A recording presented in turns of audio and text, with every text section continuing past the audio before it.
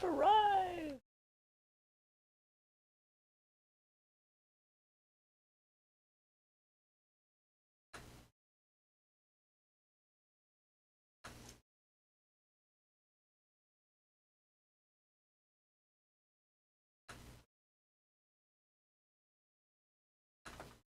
All right.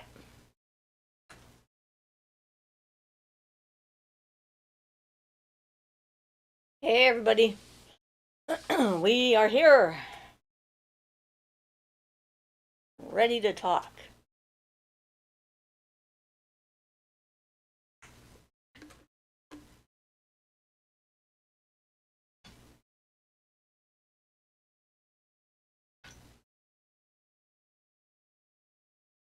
Carla says, hi, Siofra and Ian. How was your week? And hi, everyone. Hi, Carla. Well, we had a busy week. Ian's been working on the car this week and getting the rust spots taken care of and painting it and everything. Jay says, yay, you're here and you're wearing your dragon. Yes, I am. I felt like wearing my dragon today. Ian says, welcome to the live chat. Please participate. That's why we are here. Sylphie says, hi, everyone. Hi, Sylphie. So, yeah, we're expecting rain to come pretty soon. They keep pushing it back a little bit. At the moment, it's not supposed to start till 3 o'clock in the morning, so that's kind of nice. Gets us a bit of a break. Ickle says, hello, happy Sunday. Hi, Ickle. And, yeah, and this week we've got even more stuff scheduled to do, doctor's appointments and things like that, so fun and games. Derek says, Carla, clap, clap. Hi, Derek. Hey, we're getting all kinds of people right off the bat. Love it. Carla says, hi, Derek.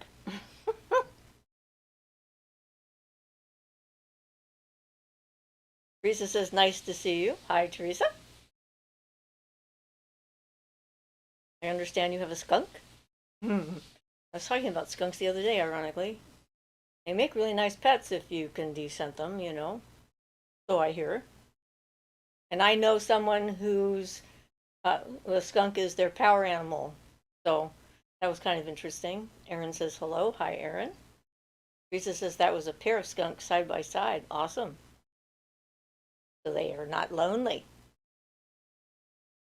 Everywhere she lives, she has skunks because they just are attracted to her house because apparently it's her, you know, spirit animal. I think my mother's is an aardvark. I told her that once. She didn't appreciate it. She looked it up. I think I was joking, but you never know.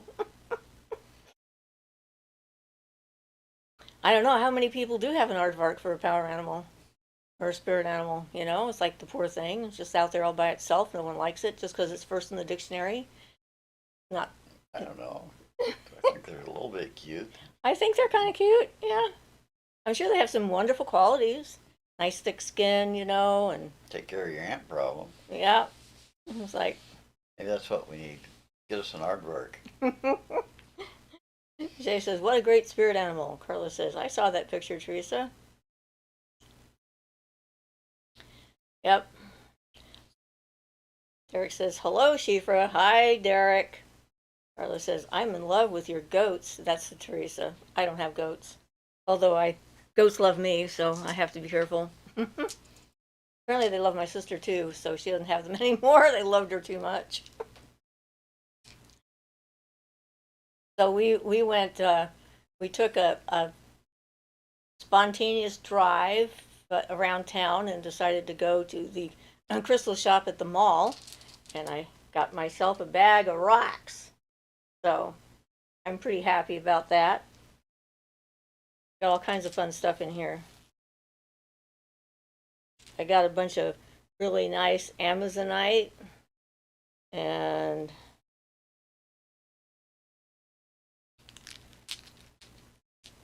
that's another piece of Amazonite. Apparently it really likes being out. It wants to all come out. Got some green aventurine somewhere in here. Apparently I got 4 Amazonites. Okay. Some green aventurine. Got a couple of nice chunks of lapis. So I kind of like them. There's 2 chunks like that. They're kind of nice and thick and good shape, so I can practice things. Also picked up a couple of nice little rose quartz because I'm going to start practicing the wire wrapping. And then some really interesting petrified wood. It's hard to see. They're all very different, the petrified wood. I really like this piece because it's got these interesting designs on it. Almost looks like a fossil. It's really cool. I know it's hard to see. Get closer. Maybe that'll help. I don't know. You might get some. A little bit, yeah. But anyway, so it was fun. They were fairly inexpensive. They were like $1 or $2 a rock. So I ended up getting a few. Why not? Teresa says, I slept with a couple long amethyst strands and 2 rocks last night. I really do feel the joy, peace, and tranquility from them. Good. Yeah, last night I had a weird thing happen. Not sure exactly what it was, but I woke up yelling. And then I had to get out of bed for about an hour or so and just sit up in the living room and think about it. And then I went back to bed and left my light on. So in case it happened again, I would know where I was. I don't think I've had that happen in I don't know how many years. It's been a while. So it was kind of bizarre. So it put me a little bit off.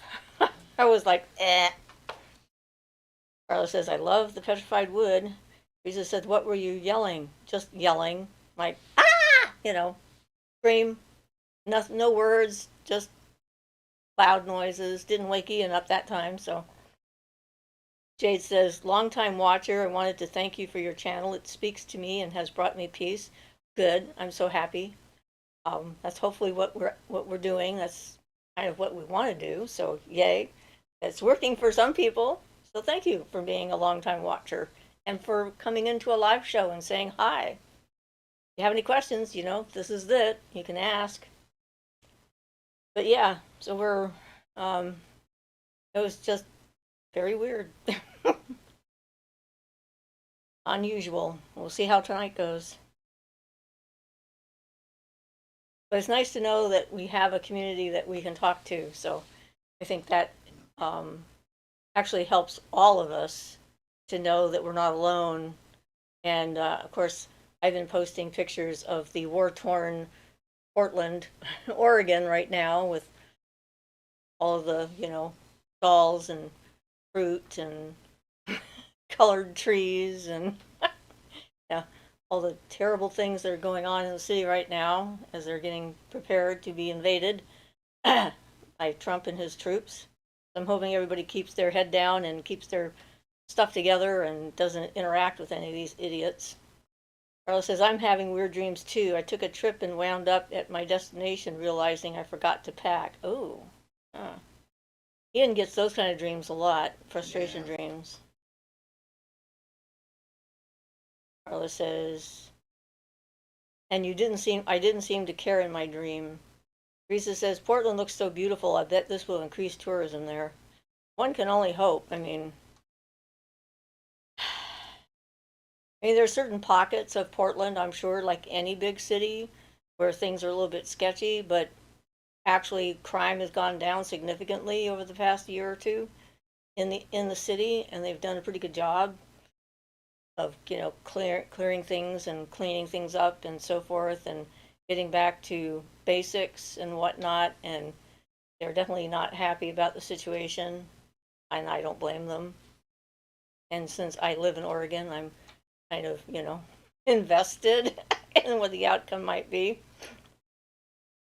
Robert says, hello, Siofra and Ian, etc. Laugh out loud. Hi, Robert. Haven't seen you in a bit. How you doing? I don't think I've seen you in a bit. Robert says, I feel philosophical today. Maybe we could find a topic. I'm thinking that's supposed to be topic, not TOEIC. Well, why don't you suggest one? We would love a topic. Any topic. I had fun when I was in the crystal shop telling them I was planning on learning how to do wire wrapping, and the woman says, I understand that requires a lot of patience. And I says, yeah, I don't think I have to worry about that. Patience is something I actually do have. Robert says, my bad. Jay says, I live in Portland. It's been interesting getting lots of calls wondering if I'm okay. Hoping that my fellow Portlanders can stay chill and not rise to the bait. Yeah, absolutely. Carla says, then I was dreaming of driving with my cat purring snuggled up to me. Thought I didn't want to drive with her unsecured. The next thing I know, I'm in a public pool. Ooh, wonder how your cat felt about that. Bree says, hey everyone. Hi, Gabrielle. Robert says, wire wrappings? Oh my God, brings me back. I have hundreds of those. Carla says, swimming with my bottle of Florida water. Robert says, recently, I like my black flint under the pillow. Flint is something I don't think I've used. Gabrielle says, hey, clap and smile and fairies and hearts. Yeah, flint is something I think I've not really had much experience with as far as the energetic properties of it are concerned. Carla says, she disappeared. It was just a totally different dream. Robert says, flint grounds like crazy. Sounds good. I like grounding stones. Carla says, I don't know, it's weird how they flip like that. Yeah, dream experiences or something else. Every so often I sit and think about all the different dreamscapes that I've created through my life. Some of the ones I've revisited numerous times that have more solidity in my brain than others, and it's kind of an interesting thought process to think about some of the different dreamscapes that are out there. Robert says, true, Carla. Yes. That's one of the ways you can know it's a dream, of course, is you suddenly change the entire thing and just changes completely and you don't have an actual transition from one to the other. But yeah, I liked doing the dream work. It was fun, learning some of my own symbols and stuff. Robert says, I wonder if some philosophers, some are empaths or even like us maybe. I don't know, because I don't know that many philosophers. The one that I met that was in school, I wanted to murder because of the way he talked and thought about things. Oh, whatever class he was in, doing an entire paper on the word the, I was like, this is stupid. So, you know. In general, I like the idea of philosophy, but the problem is where, for me, problem is where philosophical discussions turn into how many angels can dance on the head of a pin and that kind of a thing, which have no basis in reality and no practical use at all. I'm definitely a practical type myself. Self says, I need a reality check. I was able to remove pain by using my breath, blowing air on the area. Is that a real thing or just a placebo? Well, I think it's a real thing, but does it matter if it works? I mean, placebo basically just means that it's the mind, your brain deciding that it's going to work, and it's not based in physical reality. So, well, your breath also blowing breath would, by medical standards, not be real, but energetically speaking, we charge things up with our breath and move energy with our breath, and if it interacts with that part of your brain that makes pain go away, then it's real because you got results. So that's my thought on that. Carla says, I think swimming with Florida water was literal in the sense that I'm making a new batch of Florida water for the year. All right. Teresa said, so the stray cat I've been feeding for a month introduced me to 2 of her kittens yesterday. Shocker. Now I have to figure out what to do with 3 cats. The mom looks pretty young too, maybe 7 months. That's about when they can start breeding. And they usually don't have very large litters in the beginning.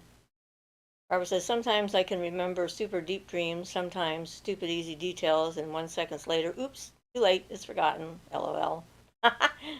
Well, that's because when you're dreaming, you're using short-term brain cells, short-term memory cells, and that's one of the reasons for telling someone the dream, writing the dream down as soon as you wake up, so that then you can recreate it in your head and look at it again.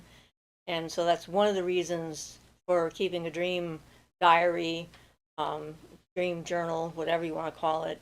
If you start to write it down, that transfers the dream to long-term memory, so you don't lose it as quickly. And then, of course, you can go back and read it and then go, what?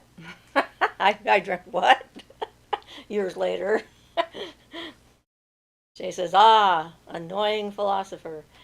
And Carla says, I always wanted to keep a dream journal, then write a fantasy book out of it. Yeah. Robert says, use also a mental trick to ease or cure pain. I project it outside my energy bubble. And good idea, Carla, to write a fantasy journal. I had a dream once that was so amazing, I thought it would make a great little short story. I mean, it was such a transformative dream where I there was a prison and I was in the basement of the prison being kept there, and they didn't think that I could escape. And I had made friends with apparently all of the life forms, so there was this entire group of rats that was in the cell with me, and up above on the ground the place was playing like a football game kind of thing. There was a big field and so forth, and because of my, I don't know, connection to these different life energies and so forth, I was able to walk out of the prison, and I walked out onto the field. And when I did that, this tree that was there started to bloom, and then the flowers turned into butterflies and started to fly away, and no one could touch me. And I just thought that was a great image. I really liked that. Certainly worked for me. The idea that no matter how much, crap they threw at me, no matter how deep a hole they tried to bury me in, they couldn't keep me in there because I could get the power and walk right out. So I thought that was pretty awesome. So sometimes they're great. Julia says, slips into my seat smelling, I think smiling at everyone. That's a good one. I like that. Smelling at everyone. Smelling at everyone. Teresa says, is getting messages through meditation the same as dreaming? Not quite, although similar. I think you use similar brain cells for that. You're sort of in a state of receptivity, but you're more conscious. Because, I mean, if you were hooked up to like a brain scan thingamabobber, you'd be using different parts of your brain when you were meditating versus when you were dreaming. It kind of depends, because sometimes if external beings want to talk to you, like Coyote, I wasn't in any particular state. I was just like, so. I mean, it depends on whether you're sensing it clairvoyantly. If an external spirit being is trying to talk to you, though, it depends on them whether it can come through well or so. It can be, but doesn't necessarily have to be. What that's worth. So, Sylph says that, Robert, I will try it. And Carla says, Robert, wink and hearts. Robert says, what's the best method to do channeling? Well, whatever works. I mean, it's going to depend upon your brain and how it works, and your ability to let go of your preconceived notions of what's going to happen. Certainly meditation helps to clear your mind and make you a more not as influencing what's coming through in channeling. That's one of the difficulties in channeling, is that parts of our brain often try to interpret the information and not let it just happen. So you can try different approaches, like automatic writing, or looking in a mirror and talking. I don't know. I mean, when I was doing major channeling, I had like my own spirit guide who came in. I'm just thinking, I think I might have felt her last night just before I had the weird stuff, because my brain was tingling in that part.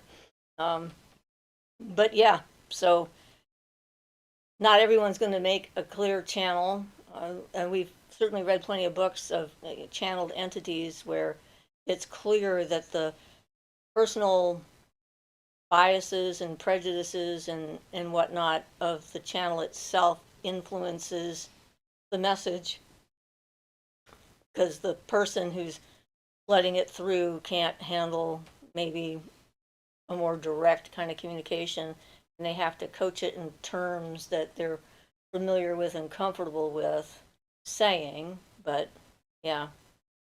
Jay says, what a beautiful dream. Carla says, that's freaking awesome, Siofra.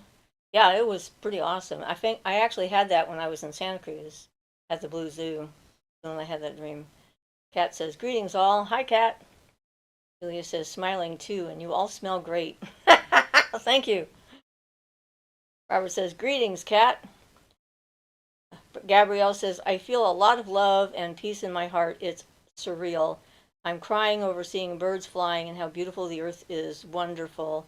I feel like singing and dancing all the time. I think this is a Kundalini side effect because I can laugh for an hour over nothing. Could be. Could be.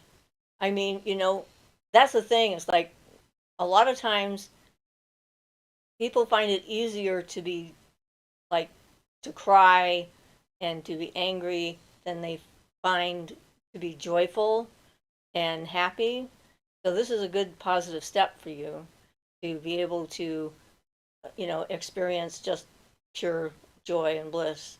So yay, that's wonderful. Julia says, hugs, Gabrielle. Gabrielle says, I just feel euphoria since my anxiety and depression has lifted, so my brain and body feels relaxed. That's sort of a weird sensation, isn't it? When you're not used to it. I mean, when you've been in fight or flight mode, anxiety mode for most of your life, it takes some getting used to. No doubt about it. Jay says, can you please tell us again more? A part of your brain would tingle when you were channeling. Okay, so for me, when Moira would come, she would come close first, and she would always approach me on the left side of my head, and I would feel these sort of tingling sensations in my brain. And when I was hooked up to the mind mirror, my actual brainwave pattern shifted, and I went into a really low theta state only on the left side of my brain when she approached, which was kind of interesting. So it's kind of like an introduction. Hey, I'm here. Do you want me to come in? And then I would decide if it was okay, if I had to do something else or what have you, if I was ready, etc. And then when she would enter in, it was like I have like say all of me is me, my whole head. So I would take this half of me and I would move it over into this side of my head. So I would move me into the right side of my head, and she would come in onto the left side of my head, and then she would channel and be there.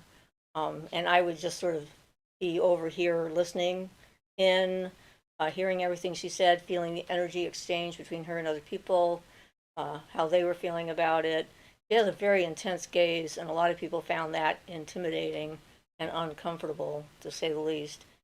Mostly because, her gaze was one full of love and acceptance and no judgment, and also though they felt like she could see into them and see everything that they were, and a lot of people are embarrassed about who they are and what other people might find out about them. So it was interesting. But yeah, that's how it would feel. And last night I felt all these little tingles just going up on the left side. So anyway. So Gabrielle says, yes, I can cry and feel all my emotions, sad and angry, and let them pass through me. And that's good. Robert says, when I say something to myself, a sort of idea, and suddenly my right ear rings, could it be sort of a sign that I should investigate more in the subject I was thinking? Maybe. No reason not to, though. I mean, if you're right, then that's a good thing, and if you're wrong, you're just going to learn something new. So then decide whether you find it useful or not. I'm always into learning new things. Gabrielle says, so I just feel calmer. The joy is overwhelming sometimes, so I try to stay calm. It just bubbles up. I just feel happy about being alive. Yay. Shay says, thank you for explaining that again about channeling Moita. Yes, that is the correct spelling. Robert says, yes, those tinglings are more often. Teresa says, maybe it's time to do some channeling again. Ian could be the midwife this time. Well, I'm not sure how that would work in this kind of a format because I've only ever done that in person with people. So, yeah, I don't know. It's something to think about. We can maybe do a Zoom thing with that and see how it works. See whether or not she would be able to connect with people that way. It'd be an interesting experiment, at any rate. Gabrielle says, I've had so much misery and trauma, so this is wild to be in these states. I know, and I'm sorry about that. Robert says, is black a recommended color for empaths, or it makes matters worse? Some say black absorbs, not deflects. I think it depends on the person. I always found black was helpful as an empath. It made me feel stronger in my own skin, kind of thing. Like I was in charge. Or silk helps me a lot too. Anything silk can help quite a bit. Teresa says, let's do a Zoom for sure. Okay, we'll see about setting one up. See if people are interested and see what if I can and what she has to say. And if she's interested, and maybe that's why I had tingles the other night. Who knows? It's been a while. I did that before I started doing the drawing down the moon ceremony for the group, so I could get back into that frame of mind of letting go of control and allowing something else to not control me so much, but be there in me. And yeah. Kat says, I think it depends entirely on the individual wearing black clothing. I have lived in black clothing since age 11. I've just hit 40. I personally feel it shields for my needs quite well. Yeah. And, you know, I like black because it makes a wonderful contrast. Like this necklace looks great on any solid color, pretty much, because it's got a hole in the middle of it here. And so whatever the color of the shirt I'm wearing becomes part of the piece. And black looks pretty nice in there.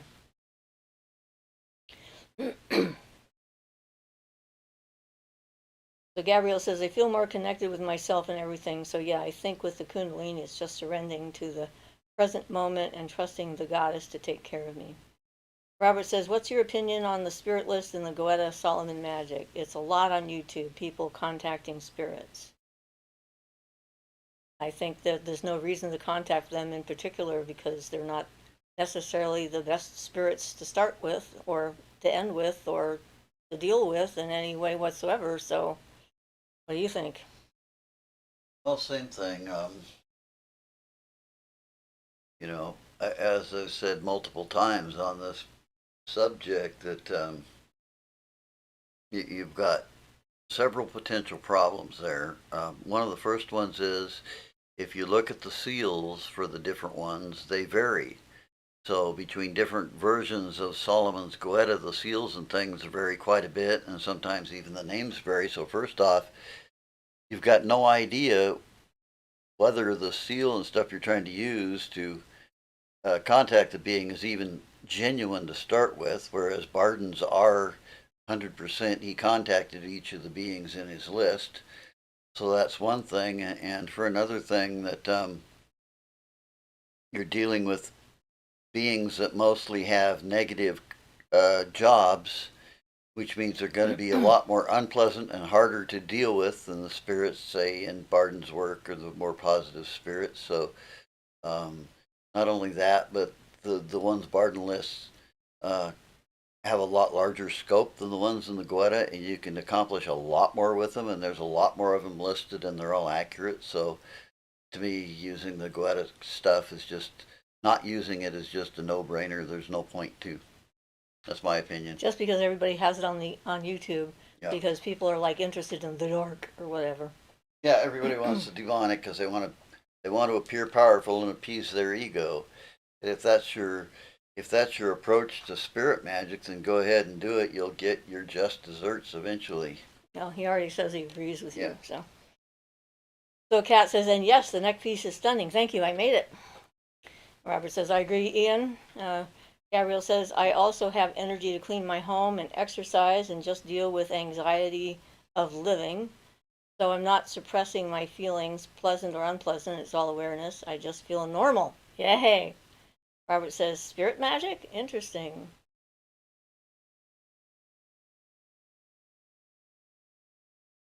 There's so many different beings out there. They're all very interesting. Gabrielle says, or when they run into consequences, they suddenly become a born-again Christian. Oh, yeah. Yep. So, is anyone disappointed that the, end of the world didn't happen a few days ago? Or surprised?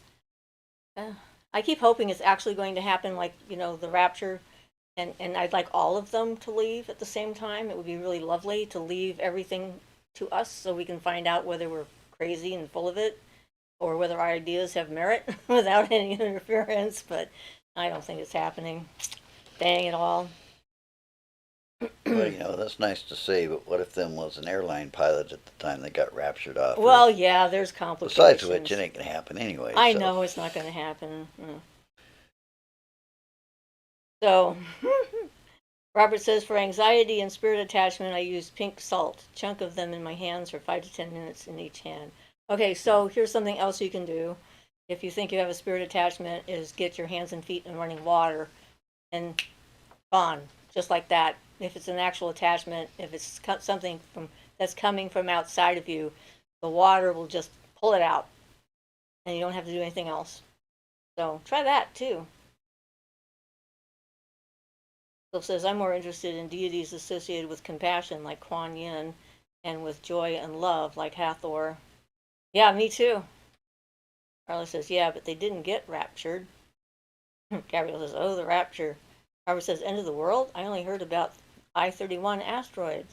No, it was a prediction, and yeah, it didn't happen. And I think at this point, we're getting several a year that are predicting the end of the world. So somebody was telling me about it, and I'm like, nothing new. This is the same old, same old. And Gabrielle says, I feel so bad for the children indoctrinated with all that stuff. Yeah, me too. And Robert says, Hathor, yes, Sylvie. Yeah, and I met Hathor, well, saw Hathor, I guess, more accurately once when I was trying to heal a cow that was dying. And that was interesting and unexpected. She was definitely there, just bam, waiting for the cow. I knew the cow was going to die, which was another weird experience, dying with the cow. But yeah, Shay says we could solve a lot of stuff. Robert says, thank you, Siofra, for that tip. Yeah, I had a guy tell me that so many years ago, and it just sort of stayed in the back of my head, and I've used it in certain situations that just randomly come up where you pick up an object that's like not good to touch. And you're like, ooh, get this now, out, go, away. But hey, and Carla says, not even their God wants them. No returns. Teresa says, you've got to be cautious about what you take in on YouTube. I recently came across a hypnosis video that started nicely connecting with the goddess. Then the narrator started saying that you are now in their realm and you can't get out, and how to bow down. That's when I clicked out of it. Scary. Ooh. Yeah, that's one of the reasons why I like to put an explanation for the guided meditations that I do and let everybody know exactly what's coming before we do it so they can decide whether it sounds okay beforehand. So good for you for, jumping out of that, because that's suspicious. Robert says, me too. Feel for the children worldwide. Ariel says, the fairies in my place are flying around merrily. They're so damn cute. I can't believe this is my life. It's surreal. Carla says, I've been invested in their predictions since the late great Planet Earth, some book in the 70s. Actually, they made that into oh my God, yes, that's that book. Great Late Planet Earth. There's also a movie, If You Love This Planet, which I was getting confused in my head. But yeah, that book was just so absurd to me. I thought it was a joke. I mean, I thought the whole thing was facetious and, a parody. And I gave it to my then husband to read, and he became a Christian after reading that book because it made so much sense to him. And I'm like, did you read the same book I did? Yeah. Apparently. It has different effects on different people. What can I say? I was laughing through the whole thing when I read it. I was like, yeah, this is absurd. Teresa says, I'm a very suggestible person when it comes to being in an altered state. Yeah, I think most people are. And, when I told you guys about the experience I had in massage school where they did a really bad thing to me in a guided meditation all the way. I was totally in it. And then at the end of it, they popped me into a room with my father, which was unexpected and certainly not something I would have done had I known. Robert says, "Oh, Siofra, what crystals or stones you suggest for being able to see beyond the veil, if there are any?" Oh, seeing beyond the veil. Well, holy stones, looking through the hole in a holy stone, one of the stones that have a natural hole in it, is a way of seeing on the other side of, other dimensions and so forth. Beyond the veil, you mean like the dead? That the kind of veil you're talking about? I'm thinking, I think a black stone would probably help more with that. Uh, Even though they're like a lot of them are good grounding stones, there's also ones that are good for protecting you from negative spirits and things. Have to give that some thought. Selenite is a good one for, getting into a state, light energy and so forth, which can help you with your clairvoyance and being able to see beyond the veil. Third eye activation, anything that helps to activate the third eye would probably be a good stone. Like kyanite and selenite together. I have a third eye activation crown that I made that has blue kyanite hanging on my third eye, and then selenite and kyanite around it, and that actually does seem to shift my energy field pretty much, so that one might be a good one that I have experience with. Can't think of anything else. Can you think of anything in particular? No. Okay. I'm not so much with stones and things. Carla says, "Oh no, I'm sorry, Siofra, but yes, I was laughing too. Same with Dianetics. Yeah, that's the old trying to get you into Scientology. You can cure yourself." Gabrielle says, "I just listened to Eckhart Tolle's stuff to remind me not to attach to too many points of view or tribalism. The ego likes to cling to conflicts. So I try not to feed it, but sometimes I get sucked into the drama." Yeah, it's hard not to, but that's a good source. The Eckhart Tolle stuff is highly recommended. Teresa says, "Obsidian mirror, Robert." Robert says, "Yes." That would be for scrying. Um, and I guess with scrying, you can definitely see beyond the veil. Sort of one of the things you can do. I have an obsidian mirror. One I made myself. Works pretty well, actually. I was surprised by it. Right on, Gabrielle. True.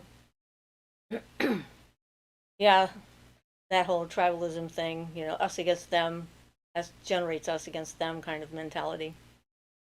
Instead of we're all in this together. If the planet's gone, we got nowhere to live. It's kind of obvious to me and to you guys, I'm sure. It's like, come on.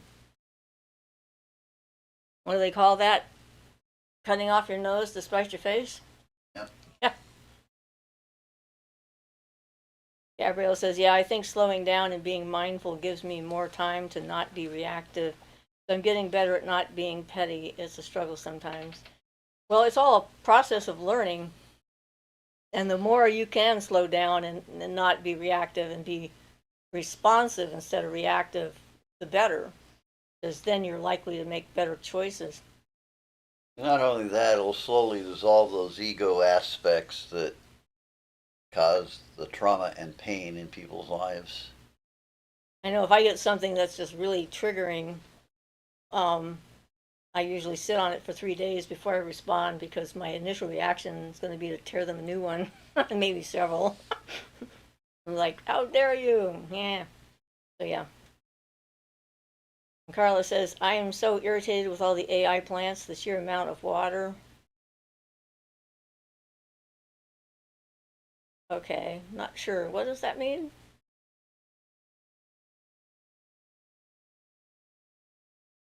What's that water got to do with it? Gabrielle says, "Yep." AI And plants. AI is artificial intelligence, unless she's talking about something else. You'll have to explain that, Carla. Everyone else seems to get it, but us. Jay says, "Carla, haha. Gabrielle says, I hope so, Ian, because I hate being triggered. Robert says, I use sometimes cat's eye stones to help me manifest financial abundance. So far, guess what? Nothing. Ha ha. But I seek one that works. Cat's eye stone. Would that be like a tiger's eye? I'm assuming, but they do have something that's an artificial stone that they sometimes call cat's eye that's made out of fiber optic material. And it's not a real stone. Yeah. They says AI plants, I think it's a joke. Well, I'm assuming it's a joke, but I don't get it. I'm terrible at jokes. Gabriel says, laugh out loud. I'm trying to get the joke. Carla says, we were talking about the earth and all of us having to live here. They're building all these, the data facilities for AI and using all the water to cool the plants. Thank you. Because I'm thinking plants like, plants that grow. That's not a joke then. It's a serious thing. Okay, thank you for explaining that. Boy. Yes, I agree. All the water that they're using for cooling doesn't seem like a good thing. Jay says, when you get a chance, I would like to know about your necklace or embroidery I see you wearing. Okay, this is actually all with seed beads. And I got this. This is a Celtic dragon design that I found in a book that I modified so that it would fit, because it was more of a yin-yang design where the dragon wings were going around each other like that, which you can't really wear on your neck. And I have different levels and heights, so the body is like 2 rows deep, and so are the wings, and then the inside of it is down, so it has a 3D effect. I've actually used some really super tiny size 15 Czech seed beads, which are way smaller than the Japanese 15s, as far as like the hole and the height of them is concerned. And I wanted to use jeweled stones for it, so I bought seed beads like that look like emerald and topaz and sapphire and peridot. And this is actually a gold-plated seed bead, 24 karat gold-plated seed bead. And yeah, so I made it, and then I covered the back with a sort of a fake leather kind of thing, faux suede, and so that's all contained back there. And I wear it. This is the one I made for myself. I made a bunch for the family. I made any number of them, and I actually won an art award for the dragon I made for my daughter at the state fair. So that I looked that up for the cat's eye, the crystal beryl. So they can manufacture it, but it is a natural stone. Oh, good. So there's a stone that's called cat's eye too. Right. Okay.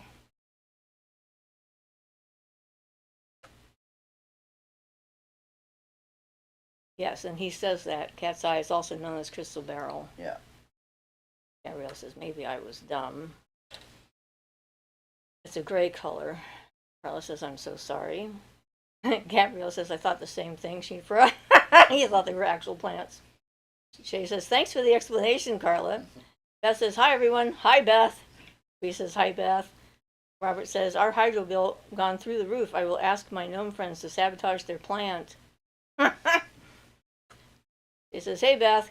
Carla says, I should have been clear. Clear like the water they're taking. Okay. Well, I mean, it's clear in your head. It's just our heads are different. So, and then we're just seeing words. We're not hearing your voice or seeing your thought forms when you're making it. So, Robert says, hey, hello, Beth. You're late. Ha ha. But she's here. That's the important thing. Julia says, oh, never mind. Erases my previous post about costing water to keep an AI. And Jade says, oh, I see the smoke coming from the dragon now. Beads. Wow. Yeah. All hand sewn beads, not glued or anything. Julia says, smiles to Beth. Lisa says, I think a beaded collar with a Norwegian style witch would be cool for me. So what happened to the one you had with the talon? That's that you Jade's. made? Oh, that's Jade's. That's okay. Jade's. Okay. Yeah, I made her the talons, and she's got Right. the stone in there, and she's got the Western style dragon, And this is also sort of a Western style dragon because it's got these wings, but it's the Celtic dragon instead of the more common horde, dragon horde kind of dragon. That says, hi Bree, and hi Robert. And Gabrielle says, I'm super literal. Yes, so am I. That's my problem. Julia says, yes, especially since water is actually a finite resource. Now Carla says, oh my God, be happy you're not seeing the thought forms. I love your, you have some of the greatest typos ever. That says, I am late. Robert says, nah, I will also send my dragon friends. They are never fooling around. Carla says, forms, sigh. That says, Shay, hearts. Yes. So yeah, I've definitely been using the amethyst crystal web now a lot more as well, visualizing being in it and so forth. It seems to be getting stronger. It reminds me of a poem vision kind of thing I had when I was a teenager about how the world was getting really dark and they were trying to destroy all the lights in people. You know, they were killing off these people with light in them, and every time they killed someone who had light, the other lights that were left got stronger, so the light never actually diminished. But it got brighter and brighter the fewer and the fewer there were. That was a long time ago. I think I was 18 or so when I wrote that. I don't even remember much about it except for that. That says Shay and Julia, hi, and hearts. So as the stage is definitely looking forward to getting some rain. This will be just in time to soak the troops. They'll be standing outside in the rain. Oh, poor guys. Poor boys, and they're not, some of them might be from here, but the ones who aren't won't know how to live in the rain because, you know, that's kind of, we don't use umbrellas anymore. And boy, am I glad that it's not true that witches melt when they get wet. Carla says, I'm looking forward to the next charging Zoom. Yeah, that's going to be happening pretty soon now, about a week, huh? I gotta look at my calendar. I think it's the 7th of October is when it's happening, and um, so we'll probably try to do it on the 6th. For some reason, this morning I thought I had another week. I was like, I was in last week, not in this past week, but the one before in my brain. So I was glad that someone told me, no, October is coming, like in a couple of days. I'm like, what? Wait a minute. Okay. Dang it. So yes, time got away from me. We were so busy with all of our stuff, just doing things. But yes, I'm looking forward to it too. We'll see what we end up with.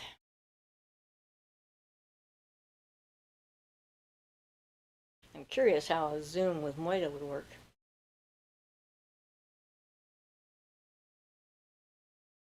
It would kind of depend on whether it would affect your channeling or not. Yeah, I know. I don't know. I've never tried it. As far as like having a witch, you can only put so much on the collar. I made a tiger for my granddaughter, and it had two fairies on it, and that I could only do the tiger's head basically, and one paw, in order for people to see that it was a tiger. Um, and the more detail you have in the collar, the smaller the beads you need to use in order to get the detail. Otherwise, it just looks blocky and weird. So Carla says, that's how I see it, though. Like you said, it looks like a bright diamond prism. It's definitely, yeah, protective. Becoming very protective, too. So we're getting a good spirit friend in the amethyst kingdom here.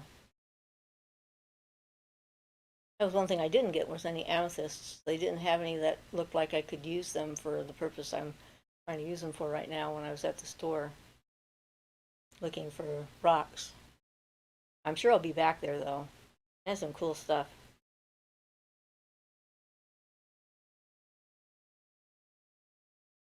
Yes, a full moon is always fun. We're getting the clouds now. Starting to get the clouds. Still no rain.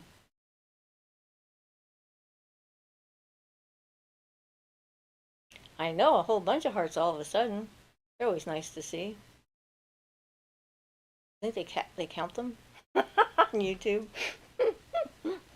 I don't know how that works. They keep trying to get me to use AI on my channel, and I keep saying no. It's a definite no.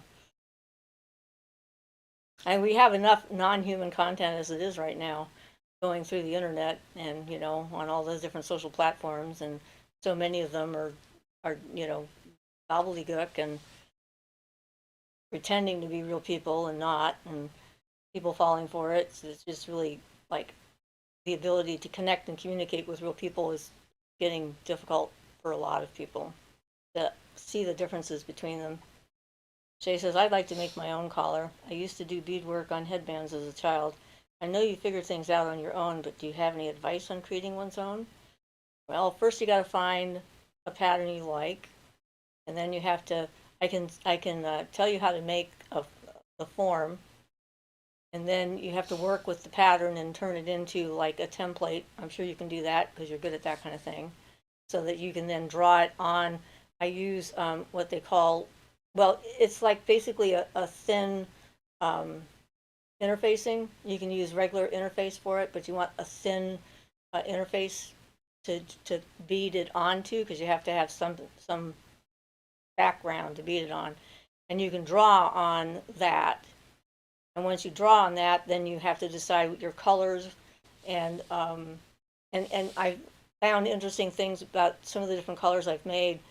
If you have two very distinct colors like blue and green, but they both have the same tone, like silver lined bead, then you put them next to each other, you can't see them.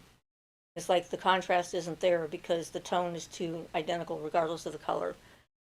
That's when I started doing extra layers, because I needed to separate the two colors because you couldn't see the leaves against the sky. It was like invisible. So yeah, and then when you sew them down, you do no more than two at a time. If you do more than two, it starts to wobble around. So you can place two beads, pull it through, and then go back through those two beads to put in the next two. So it's a running stitch through like that. And once you're finished with it, when you get all the beads and have it all covered and so forth, and you're happy with it, then you can put the backing on it, and you stitch the backing in place with the beads. You do an edging with the beads. So if you get to that point, I'm sure I can help you figure it out. Carla says, it rained here for 3 days, but it's bright and sunny today, kind of hot. And Carla says, Shay, I want to beat a feather and my fingers don't work anymore. At least not for that kind of intricate work. Jade says, I hope you don't use AI. The images and voices turn my stomach, actually make me feel ill. No, I don't use AI at all. The only thing I use AI for is for helping me transcribe the videos I've already done to make closed captions. And that's a very minimal thing. It, translates it, and then I go through and correct it because it doesn't know all the actual words in some cases. So, but yeah. Jay says, your beaded pieces are so beautiful. Thank you for the description of your process. Yeah, and the other thing too is like YouTube offered all YouTubers the opportunity to let AI run their channel and answer questions to the people. Like when you write in a question or a comment or whatever and respond. And that was a definite no as well from me, because I'm going to answer things completely different than an AI, because an AI is not going to have my 50, 60 years of experience under its belt with understanding and connection with the human mind and how it works and how to phrase things to try and answer correctly or helpfully or what have you. So yeah, it's definitely not actually intelligent, just kind of programmed to do things by rote, and definitely has some problems with it. There was one AI psychologist that encouraged someone to commit suicide. So yeah, and even gave them directions on how to do it. So that was bad. Beth says, Siofra, my son just walked by the TV and said, I like her over that tarot lady you watch. She shows what she's doing. Well, yay! Shay says that, Beth, what an intelligent son. Jade says, I agree with your son, Beth. This is the only channel I watch anymore. Always down to earth. Thank you. We appreciate that. And Beth says, he's very intuitive. Yeah, it's really hard to find people that are just real and genuine. There's so much hype, I guess, going on out there. And I don't mind people wanting to make a living. That's not a problem. But you can really feel it when it's fakery. And yeah, we're just who we are. There's no pretense here. Why we don't have a fancy studio and all the other stuff that a lot of other channels might have. And if we don't know the answer to a question, we're okay with saying we don't know, because we know a heck of a lot, but we don't know everything. Isn't it a shocker? There's still more things we don't know, and some things we don't want to know. So there's that. So you'll get us. You won't get something else. I don't even know what they would do with an AI image of me. What they would make me say. God, that'd be weird. Yeah, we don't want that. But yes, so thank you very much for being one of our people. That's what we do this for. You know, we do this for you guys. Jay says, you and Ian are genuine and down to earth in your esoterica. Teresa says, I'd like to see an AI image of you for fun. Well, you better not put it out there anywhere. There'll be hell to pay. You can make your own and look at it maybe and share it with me specifically, but yeah, I don't want it out there, so please don't. You may find it fun, but I don't think I would. They made AI images of Jimmy Kimmel when he lost his show for a while. They had all these videos that they made that were artificially generated that weren't things he said at all and stuff like that. He was showing them in one of his more recent shows after he got back on the air. So yeah, there's a lot of people that do that kind of thing. I just don't understand why. There's so much real stuff to do, But that's the thing, is like, having genuine, real human connections with other people, we need to try and keep it and keep working at it so that we don't end up in a funnel of artificial stuff. Julia says, I don't care much for AI, I just can't relate to it as if it is the thing it's supposed to be, actually off-putting. A lot of AI generated art that I've seen, I always usually can tell because there's something lacking in it. Like there's no contrast, there's no depth somehow. It like looks nice and slick kind of thing on the surface, but then there's something not quite there. And I think that's the heart of the artist. The energy behind the imagery, and the person who's trying to talk the AI into doing the image is like, they think it looks good, but it doesn't have their sweat and their heart and everything else that goes into the making of it. So yeah. Anyway, if I was a graphic designer for like CGI for TV shows, that'd be something else. I think I would love that kind of stuff for, creating an entire world for like a space show or something. But we know those aren't real, right? We do know that. Carla says, look up the dead internet theory. AI is awful. Well, actually, I've heard about that. Really, I have. And yes, they're thinking 3 years. And almost all content will be AI generated, not human generated. The whole point of the internet was so that people could connect with each other, far-flung places. I remember the first time I got to go to the Cairo Museum of Egypt, and I was so excited that here I am sitting in my house, and I'm also in Cairo at a museum. It was just so cool. That was way in the beginning. We still had dial-up modem, I think, at that point. Beth says, today was a bad day. My daughter had my grandson baptized, and I can tell he was pressured, and he's autistic. Oh, I'm so sorry. The things we do for parents. Carla says, yeppers, crying. Beth cries a lot, yes. Teresa says, Beth, that's so sad. It is. I wish people could just let people be themselves and not have to worry about all these specialized definitions of, if you're not this, you're not okay. Beth says, Teresa, it broke my heart. Carla says, "Ah, Beth." Especially someone who's vulnerable to that kind of pressure more so. That's definitely not okay. Talk about using influence to a bad end for a bad reason. Free will and all that, I guess, doesn't exist for those people. I mean, heck, I had an ex-husband who kidnapped my children because he was trying to save them from going to hell because I was a witch. So, Teresa says, like when I was around 10 and my dad hypnotizing me. Yep. Julia says, no soul. It has no soul. Says, and he has abilities. Oh, so they're going to try and squash those. Yep. Yeah.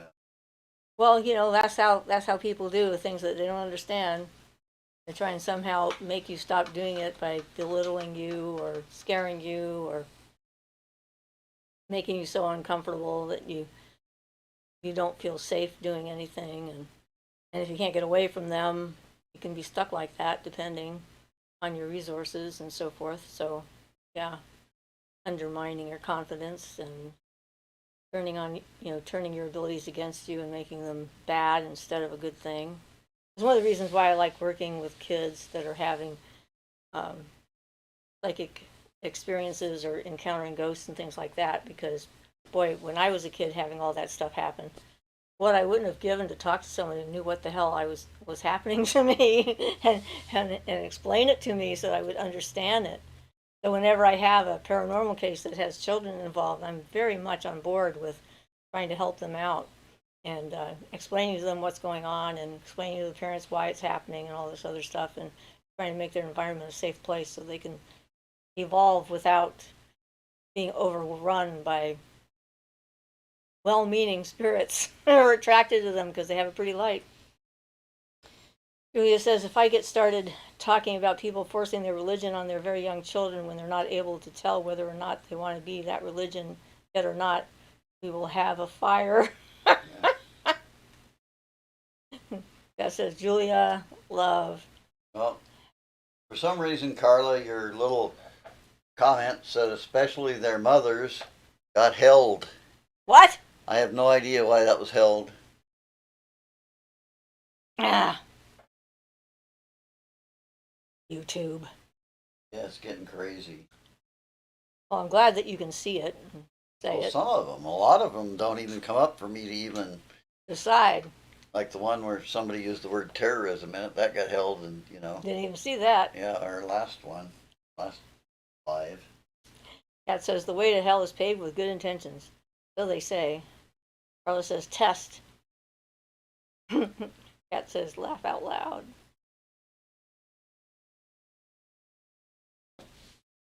Well, the whole cult thing. Julia says AI. Yep. Yeah. You have to hold firm. No doubt about it. Carla says, I saw something called the telepathy tapes. Okay, I'm not familiar with the telepathy tapes. I mean, Certainly, telepathy is something that's pretty common in our household. Like, every day, all day long. Tell us more.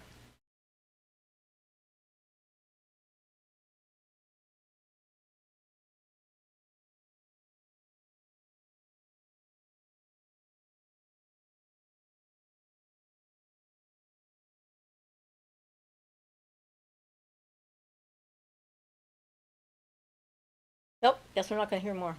Not yet. I think telepathy is interesting, though. Sometimes I get messages through the songs that play in my head. Pickle says it's a podcast, research into the telepathic abilities of some autistic people. Oh, sounds. could be interesting, yeah. There's certainly known telepathy between twins. The twin connection has been fairly well documented. I don't know why it won't post, Carla says. Apparently she's been trying to tell us about it. Kat says telepathy consciousness is the baseline. Beth says this week has been a strange week. Ah, no kidding. Definitely been a strange week. Kat says language is a constructed tool. Well, yeah, because I mean, animals don't have to use language, although sometimes they do. They use telepathy all the time. It's sort of the normal way of communicating between species, between a species and the environment, between other members of the same species, so forth. It's like the kind of group mind kind of links that they have would be telepathic communication. Teresa says, my dog does telepathy. He knows the exact moment when I think I will save a scrap for him. Well, animals do have a bit of that. We can read our cat's mind very well because he makes some very obvious. He makes some very clear thought forms. He can be sitting there and all of a sudden he thinks of something and I can see what it is. I'm going like, no, you don't. Most of the time it's food. No, you don't. That's not going to happen. Stop thinking that. Beth says, I don't know, but I have telepathy with Zoe. Yeah, and Zoe is a blind lab. I think a lot of it happens more often than people realize. They think it's their own idea and their own impression, you know, like you call somebody and they go, oh, I was just thinking about you, you know, that kind of thing. And usually a lot of that kind of stuff happens if you think of somebody you know real well and they're a good friend or something. A lot of times they'll think of you at the same time, even though nobody's trying to accomplish telepathy. So I think there's a lot more underlying many of our interactions and things than people realize. Oh, yeah. You've got to be aware that it's there. I think they just sort of don't pay attention to it. Kat says, I've never questioned if anyone can hear or perceive me. If I'm trying to communicate, I take it for understood. Kat says, Zoe, the blind lab. I think animals are very perceptive of how we feel and think and so forth. Not, yeah, they just really are because they exist in that environment more.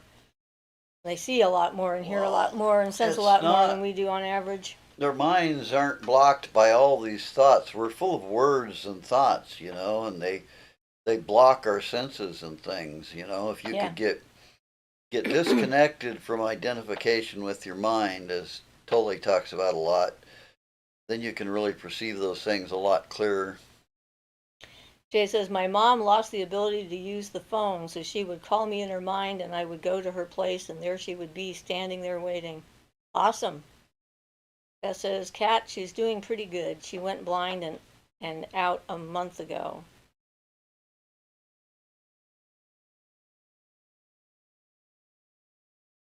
Yep, especially when you've been around an animal for a long time.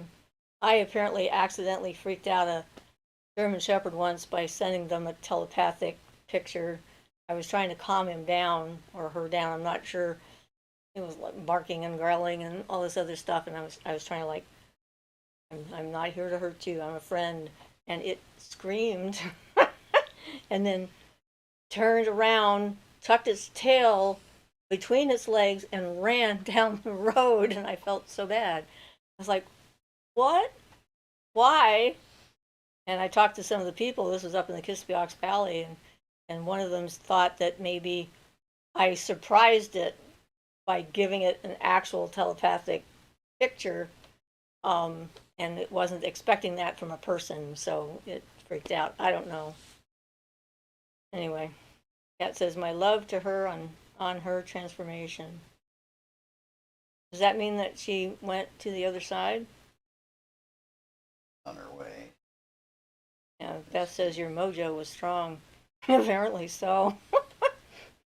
I really felt bad. Like I wasn't trying to scare the poor thing.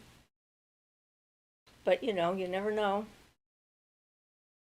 And then there's the voice. Using a certain tone in the voice can definitely stop people in their tracks. Make them do things they ordinarily wouldn't even think of doing. Kind of interesting. I've done that a couple of times. So, there was a tribe, I guess, in Africa that Shirley MacLaine had contact with had heard about the concept of the telephone, and they didn't have any telephones. And so they named a tree in the village a telephone, and decided that if you talked to the tree and told the tree what person you were sending a message to, they would hear it. And they started using it that way. And so, someone would go on the long trek to go to town to get supplies, and someone would, oh, I forgot to tell them to get this or that or whatever. And they would go to the tree and say, okay, I'm calling so and so, and okay, and so, don't forget, you need to, get this thing for me. And then so and so would come home with the thing that they mentioned. You saw it work numerous times. No one told them that it didn't work that way. They just heard about the concept that you could do a long distance communication through an object. And so that's what they did. That is a good example. That reminds me of something very mundane, actually, but it's the same kind of thing. You remember when Ed sent that piece of stuff I wasn't supposed to be able to tear home with you? Yeah. Yeah, that was funny. Yeah. So the chiropractor I worked with, there was a special speaker paper that was in an audiophile magazine, and it was made out of fabric kind of thing, and it was supposed to be unterrible. That was the whole thing was you couldn't tear it, so it would always be good. And he thought it'd be really funny if I took the magazine home and I told Ian to tear this page, and then we let him in on the joke that it wasn't able to be torn. And so I brought the magazine home. I handed it to Ian. I says, Ed says to tear this. He says, okay, and went tore it halfway down. One. And I said, you're not supposed to be able to tear it. He says, you didn't tell me that. Yeah, see, expectations can sometimes make a big difference. If I told him it wasn't terrible, he might not have been able to tear it. Yep. So I brought it back to the office, and I said, hey, Ed, you know that joke we were going to play on Ian? He says, oh yeah, how did that go? And I opened it up and showed him the page with it torn in half. And he says, oh my God, how many times did it take? I said, one. And he wasn't trying very hard, so yeah. Yep. Of course, I'm good at destroying things, usually by accident, most of the time. So, Shay says, your Ben Gesserit voice, spelling is off? Yeah. Yep, that's like the voice of power. And speech is definitely a spirit power. It comes from the throat chakra. And if you have that, if you've cleared that out enough and you know how to use words, then you can influence people. It means, of course, that if you have that ability, you're supposed to be cautious about how you use it, because it gives you're more responsible then for the words that you use. So Beth says she has diabetes, she's still with us and very loved. The fairies love how I guide her outside. And so gentle I am with her, they watch over her. Oh, that's good, I'm glad. Kat says, ha ha, Ian. FTW? Whatever that means. Kat says that Beth, her paws are being held in warm hands. Yeah. And being kind to things is never a bad idea, in my opinion. You don't have to always get something back from it. I mean, there's all this, like, tit for tat kind of thinking out there. Like, if I do something for you, you should do something for me, or I won't do this unless I get a benefit from it. And I think that kindness is its own reward. It's like it helps your soul to be better. It really does. And if you truly do it without expectation of reward, it corresponds to something called karma yoga, which is well known as a positive spiritual practice and exercise. Well, yeah, if you're doing it without expectation. That's the trick. You have to do it with genuinely, without expectations, even on your deepest levels. Yeah. So that means if somebody doesn't appreciate it, you don't feel slighted in the least, hurt, or whatever. Yeah, that type of Not thing. You have to unappreciated, give it freely. Yeah. Yeah, all those emotions it's that not can come up. necessarily all that easy, but it is a good valid spiritual. So practice. apparently, KFTW means for the win. Okay, cool. Okay, we're learning new things every day. And Beth says cat kisses. And Beth says, I love karmic yoga. Yep. And it's a good way of looking at things. It's like it's a privilege to be alive. Oh, the main thing to remember is it's all we may all strive for perfection or whatever, but don't spend time chastising yourself if you're not perfect. Just get on to the next thing and try and do better next time. Don't hold that stuff and hold it in your past, and that's just increasing your inner pain and does nobody no good any Yeah, good. this is true. Increases anxiety and all kinds of other things that are not fun for your body. Easier said than done, of course, but isn't that the challenge? Yeah, but you got to have you have the goal, you have the idea, the idea of what's correct behavior, and then you just do your best. And Yep, I'm sure I've done plenty of things for other people that they didn't appreciate.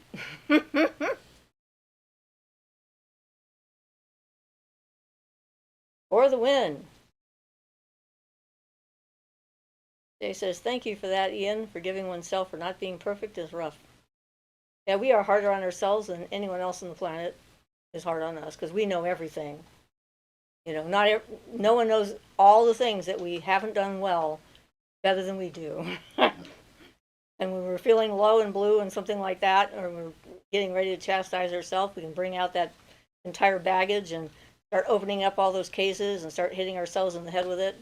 What we need to do is throw those away and leave them in the past, like Ian said. yeah, that really does no good.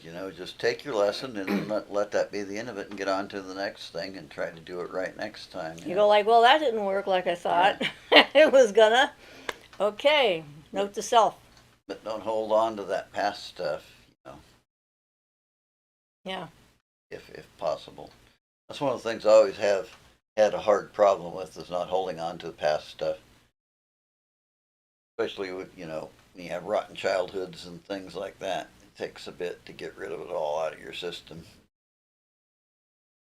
Oh, somebody is doing wood stuff next door. Yeah. Jade says, I asked myself, would you talk that way to a friend? Yeah, and I tell people to do that too. That's a good way of doing it. If you would you say that to someone you really cared about and loved? It's a really valid. And sometimes that can really pull you back, because then you're distancing yourself. You're getting a little bit of overview of the situation and not so much in the middle of all of it. And that overview is one of the things that can help a lot. And of course, since I'm 75 at this point, I have enough experiences to be able to see some of those patterns. They come and go, and so that gives me a certain amount of perspective from that point of view. But not everybody my age is like that. Well, it's less an age thing and more of an awareness thing. Of course, as you get older, that becomes more natural part, but you got to be aware of it. If you're not, then yeah. Oh yeah. There's a lot of people who are stuck in whatever self-help they've made because change is too scary for them and they don't want to admit the stuff they've done wrong. So moving forward is bad because if they move forward, then they have to acknowledge the past and all that. There goes on and on. People. Yep. But yes, one of the things I like about magic and ritual and stuff like that, because it can give you methods in which to deal with that kind of stuff, a place to put it and to transfer it and transmute it into something else, to give it back as a form of energy to the earth, because then it's helping the earth and not harming you at the same time. So I consider that a win-win. Julie says, one of the things that should be removed from my vocabulary are the words brain dead meat whenever I have not thought of something. Yeah, you don't need to get those labels. Well, yeah, especially that's one of those things I realized a long time ago. I mean, there's a lot of issues there, but I a long time ago I tried to stop using negative terms in regard to my thinking about myself, and change those negative terms around. Still, it's an ongoing process. for me. Yep. Brain dead me when I've not thought of something. Oh, you didn't mean meat? I like the typos we get some days. Autocorrect. I can't remember what I was trying to say one day, but it kept changing into different words and it was driving me crazy. Then I would send it before I noticed, and then I'd have to start typing in the corrections. Yeah. But yeah, you don't need to have negative versions of yourself in your head that thought forms that you're feeding like that and giving them more space Yeah, well, than they deserve. People don't realize how much that really affects them. I mean,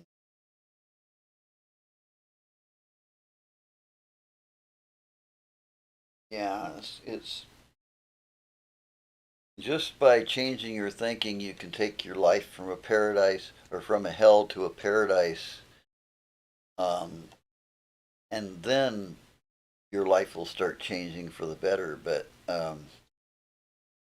a lot easier if you change your thoughts for the better to change your life for the better. Yeah, you can't change the things that happened to you, but you can change their effect on you. It says, I have a large rock of rose quartz for self love next to my bed. Me too. I think I picked it up at one of the secondhand stores for like $20 or whatever. It's about like that big around. It's a good sized chunk of rose quartz. I have that there. I think my amethyst quartz are bigger even. Of course, they're like more like geode kind of things, and they're on the main altar for the amethyst crystal web kind of thing. And so my altar is a node, and then I'm a walking node. Some days I take it with me and spread it around, which is kind of fun to try. And I wear all purple and wear my amethyst and stuff like that, and just really get into the swing of it. And I have people who get happy around me for no reason, so it's kind of cool. Joy, peace, and tranquility. I could get some joyful energy coming back at me when I'm in that right frame of mind in the web kind of thing. He says, wow, laugh out loud, not that large. I wish I had crystals like that. Well, I mean, sometimes, and we have a really huge thing of snowflake obsidian that we found again, like even bigger. It's more like about that size, that I found in a secondhand store for like $25, I think. When I saw that, I'm like, I need this. I don't know why, but I need this. And it's on the floor in our living room, absorbing negative energy and sending it out. So, yay for that. I like the snowflake obsidian. It's a nice big chunk. And the rose quartz was what the strangers gave us before Ian and I had our wedding and hand fasting. It was on a very magical time on the spring equinox down on Mount Shasta. The old strangers came up and gave me a rose quartz heart because they felt the love between us and wanted to give something to represent it, which was all their own idea. I had no idea they were going down the mountain to do that.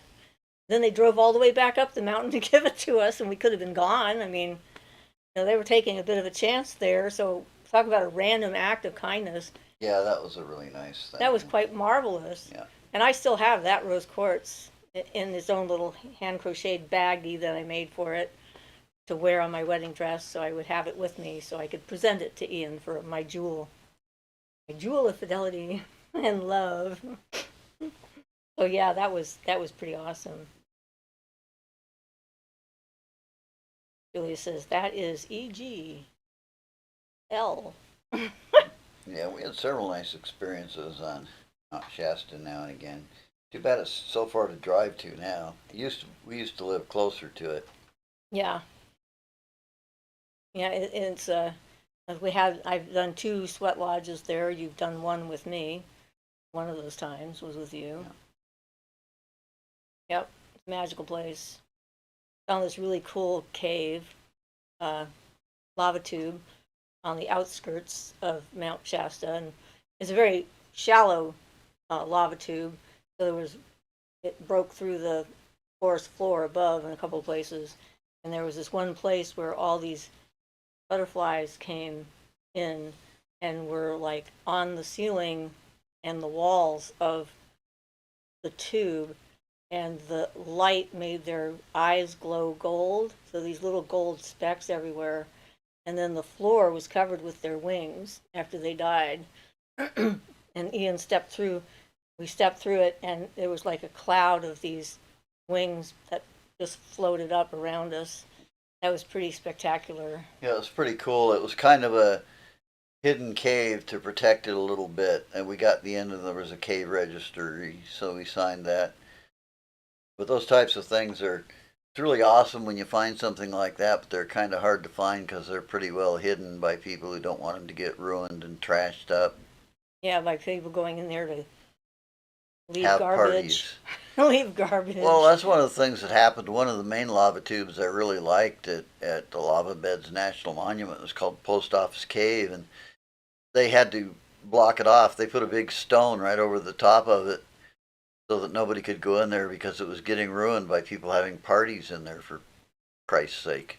They go in a cave and have a party, and caves like that are delicate. You can't Ecosystems are very fragile. anything you take into them you have to take out, so you can't pee in a cave or anything. You got to haul it out with you. And They're very closed ecosystems. boneheads just going in there and having parties, and considering it's in a national National Park. monument. Yeah. Yeah, the people are just destructive, unfortunately. And very disrespectful. It's a sad thing. Yep, and now I'll never get to show it to Siofra because I had to block it off from destruction. It was like my favorite one. It was like you go down and it was a mile and a half one direction, and then you come back through a little tube connector. It was a mile and a half back through a completely different cave to get back to the entrance that connected together. I liked some of the caves we went through, though. I found a bunch of maps when we went on that caving expedition to the lava tubes, and Yeah. there was a bunch of them that the lava looks like melted chocolate in peanut butter Yep. flowing pretty down cool. the walls. Just the right colors. Yeah, perfect. Really got hungry for chocolate when we left. We had to go to the local store, and they only had Hershey's, so it was kind of disappointing for me because I wanted some good chocolate, but it was better than nothing. But yeah, it was pretty spectacular. And lava tubes are interesting because the waves that they have are frozen in time, because as the lava cools and it goes up like that, and then it stops and it cools and it stays in that shape forever. Yeah, so there's some splashes, some rock splashes we saw several times. Usually it's like a piece of the side of the cave and it'd fall down and make a splash in the wet lava, and the splash would just congeal in the air. So Yep. that was pretty cool. Yeah, Congealed splashes. it was pretty awesome. Very different from a limestone cave, Yeah. which is always moving and changing. Of course, with some of the lava tubes, they get that lichen in there that either glows gold or glows silver, which is kind of cool. And that one we were in with the butterflies had the gold lichen on there too, and it was kind of like you put your light on it, and it looks like you're going through a cathedral tunnel or something with this gold paint all over the walls, which was pretty spectacular too. So some breathtaking things the planet has got. It's like some amazing beauty that a lot of people never even know exist right under their feet. Yeah. He was always worried that I only wanted to go spelunking because he wanted to go spelunking. And I'm like, I've always wanted to go spelunking ever since I was a kid. So yeah, we had some fun adventures with that. Problem is, most of it was on desert, so hot. Hot and cool Until you get in the tunnel. until you get into the cave. Yeah. Yeah, really hot. It would be like But 110 degrees. Going through the desert, 110 degrees, searching around, trying to find the entrance to a hidden cave. Yep. But it was fun anyway. So Kat says, what an experience. And Beth says, my beautiful witches, heads up, the dark black witches are ramping up hard to destroy us and the land we put our feet on. Use your superpowers. Always. That's why I have the, Teresa says, Beth, the Christians? Not necessarily. I'm sure they're involved as well, but there are some others. But yeah, we want to take care of what we've got. Be the protection. Looks like we're actually an hour and a half in now. I guess we have to wind up and go. You had us reminiscing about the good old caving days. But yes, we will ramp up for sure. Everybody stay safe out there, and And for those of you who want to participate, I'll post when we're going to have the next live Zoom full moon amethyst crystal web charging coming up soon. That says at Teresa, their origin doesn't matter. It's their interaction with our home that we got to look out for. This is true. Yeah. And it says, I guess we have to go. Blessed be and best wishes to you all. That says, I'm afraid to say you got this. Okay, guys. Thank you so much for the conversation. We love our Sunday afternoons. And we'll see you guys next week. And as always, if you have questions you want to ask or interact or whatever, you can send me an email at siofrasmagicalcove@gmail.com and ask whatever question that you have that's burning up your brain, if you have one. Teresa says, bye. Kat says, good day to all. Beth says, great live, blessed be. Jay says, blessed be all. Okay, guys, and thank you for the people that showed up and let us know that you're there. We appreciate you.